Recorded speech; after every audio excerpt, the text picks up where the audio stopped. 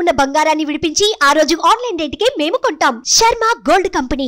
ప్రతి కూతురికి తండ్రే రియల్ హీరో. అలా ప్రతి తండ్రికి కూతురే ప్రిన్సెస్. ఎంతమంది కొడుకులు ఉన్నా తండ్రి మాత్రం తన కూతుర్ని తల్లిలానే చూసుకుంటాడు. అలాంటి కూతురు అర్థాంతరంగా వదిలి వెళ్ళిపోతే, తన కళ్ళ ముందే విగతజీవిగా పడి ఉంటే ఏంటి పరిస్థితి? ఆ పరిస్థితిలోనే ఉన్నారు నటుడు రాజేంద్ర ప్రసాద్.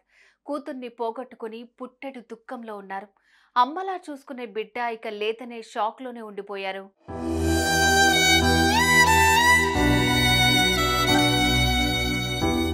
టాలీవుడ్లో నట కిరీటిగా పేరు తెచ్చుకున్నారు రాజేంద్ర ప్రసాద్. కామెడీ చిత్రాల హీరోగా ఆయన మెప్పించారు. కామెడీ చిత్రాలైన కమర్షియల్ అంశాలు, యాక్షన్ సీన్లకి కొదవలేదని చెప్పాలి. ఎన్నో బ్లాక్ బస్టర్ హిట్స్ అందుకున్నారు రాజేంద్ర ప్రసాద్. ఒకప్పుడు స్టార్ హీరోగా రాణించిన ఆయన ఇప్పుడు బలమైన క్యారెక్టర్స్తో మెప్పిస్తున్నారు. అలా ఆల్రౌండర్గా పేరు తెచ్చుకున్న ఆయన ఇంట్లో ఇప్పుడు కన్నీళ్లు మిగల్లేదు. కారణం, ప్రాణంగా చూసుకునే కూతురు మృతి చెందడం.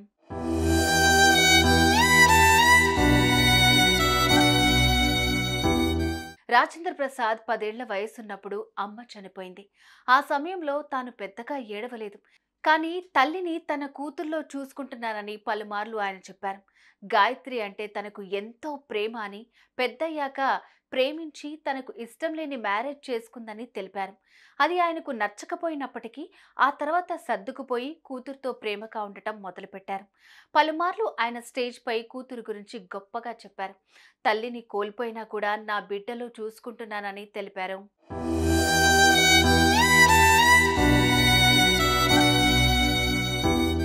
అందుకే కూతురు తన దగ్గరే ఉండేలాగా ప్లాన్ చేసుకున్నారు. ఆమెకు 3 కోట్ల రూపాయలు ఖర్చు చేసి మరీ ఇల్లు కొనిచ్చారు. కూతురు, అల్లుడు వారి పిల్లలతో అక్కడే ఉండాలని కోరారు. అంతేకాదు, ప్రతిరోజు మధ్యాహ్నం రాజేంద్ర ప్రసాద్ ఇంటి నుంచే కూతురికి భోజనం పంపేవారు. రాత్రికి మాత్రమే వారు వండుకునేవారట. కూతురు ఏ చిన్న సమస్య వచ్చిందని చెప్పినా నేనున్నాను అని భరోసా ఇచ్చేవారు రాజేంద్ర ప్రసాద్.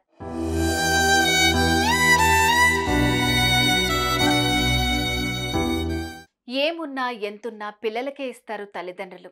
అదే చేశారు రాజేంద్ర ప్రసాద్ కూడా. ఎప్పటికప్పుడు బిడ్డకు ఏం కావాలన్నా సమకూర్చారు.